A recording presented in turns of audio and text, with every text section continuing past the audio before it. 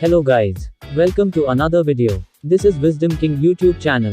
By the way, subscribe over YouTube channel for more exciting videos of that time I got reincarnated as a slime. Spoiler alert, in this video used images just for reference. Chapter 1. The Eve of the Festival. Part 12. If you haven't seen previous videos of Chapter 1 yet, take a look, there is a link in the description.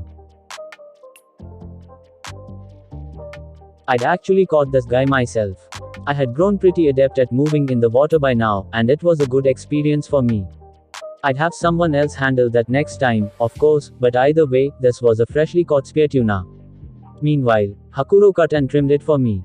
The first time, he used a well-honed long knife from Kuro to dice it up and present it in pieces, arranged all lifelike on the table.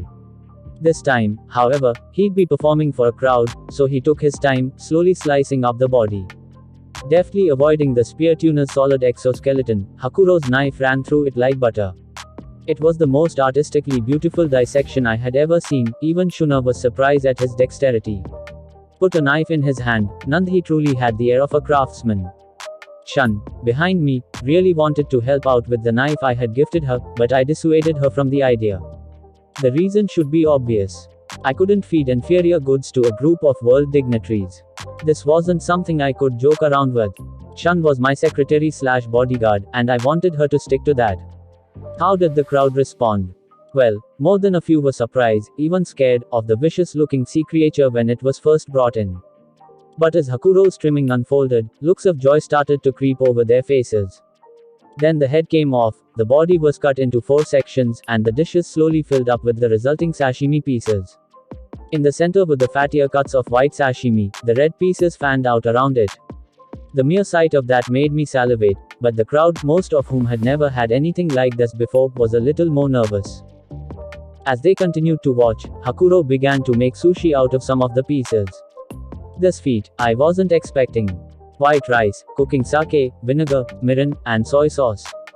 We had all of those now, and they added incalculable depth to our cuisine, as was clearly being demonstrated here. But, man, I never thought I'd get to eat real sushi in this world. Apparently, Hakuro's grandfather had told him about it when he was young, but phew. I sure felt for that guy. Coming to a world like this, and all he could think about was sushi, this thing he'd never enjoy again in his lifetime. Kimisov had so many regrets. Compared to him, I had it damn lucky.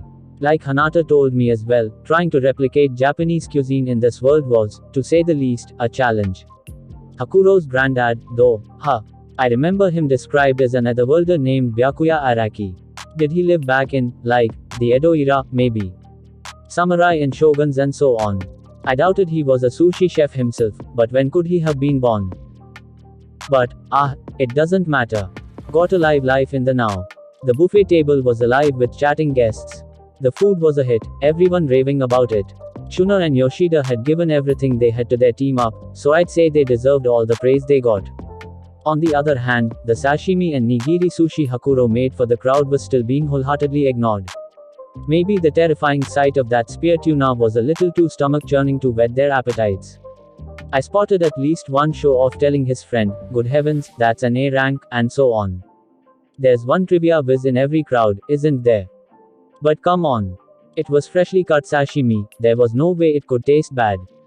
I wished they wouldn't act so boorish and give it a try, at least. In this world, you could detect poison in food without eating it first, so everybody here knew that wasn't a concern. The visuals must have convinced them this was some kind of low-grade garbage food. Well, if nobody was willing to step up to the plate, it was time for me to lead off. I'll take one. By all means. Hakuro was kind enough to whip up a new piece of toro fatty tuna for me. I placed some soy sauce on it and popped it in my mouth. The combination of fragrant wasabi and the tuna's melt in your mouth umami came together, forming an explosion of supreme taste. It was so good. So good. I mean, I'd been to crazy fancy places in Ginza before, and I'd never had anything at this level. This is amazing, Hakuro. That it is, I'm sure. I was concerned such fine fish may not last long tonight, but I fear the audience reaction is a tad disappointing. It will be something to look forward to over drinks tonight, though, no doubt.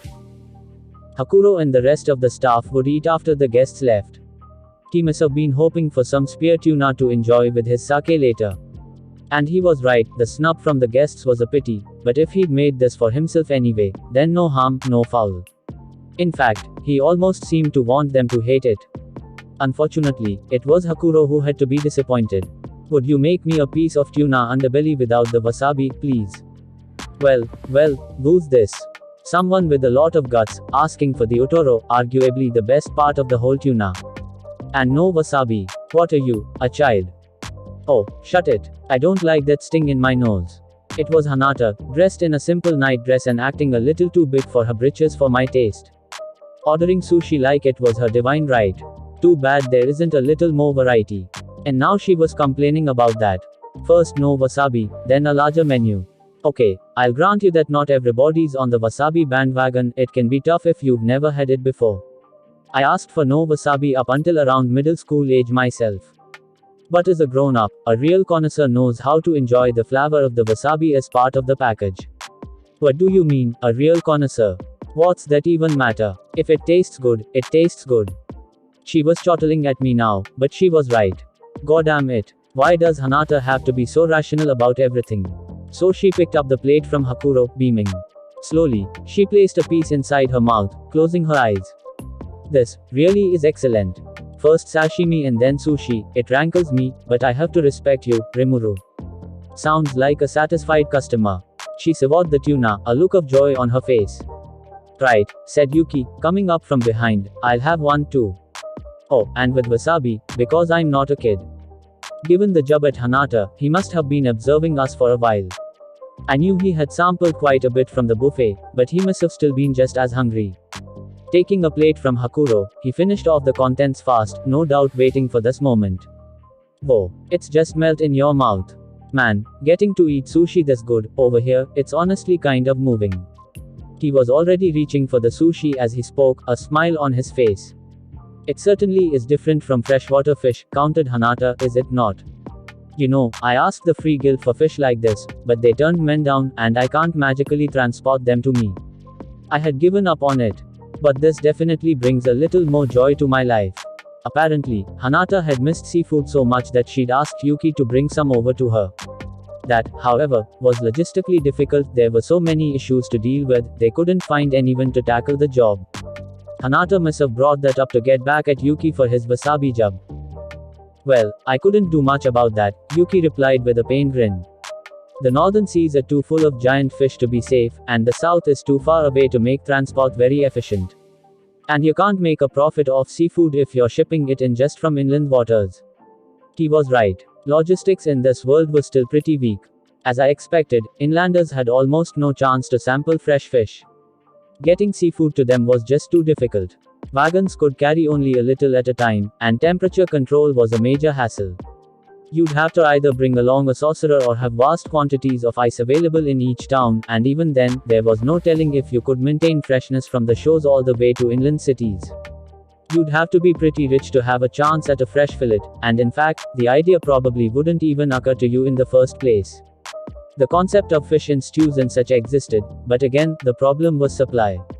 This, too, was just what I pictured. Thus, I wanted to take this opportunity to tell the world about the delicacies they could enjoy only in my nation. I'd build more of a distribution network later, but until then, I wanted Tempest to have a monopoly. Whether they were put off by the spear tuna's appearance or hesitant about exotic food cultures, nobody had touched the sushi or sashimi. But now, with both Hanata and Yuki singing its praises, the tides were about to turn. A man stood up from the corner King Gazelle was occupying and came over.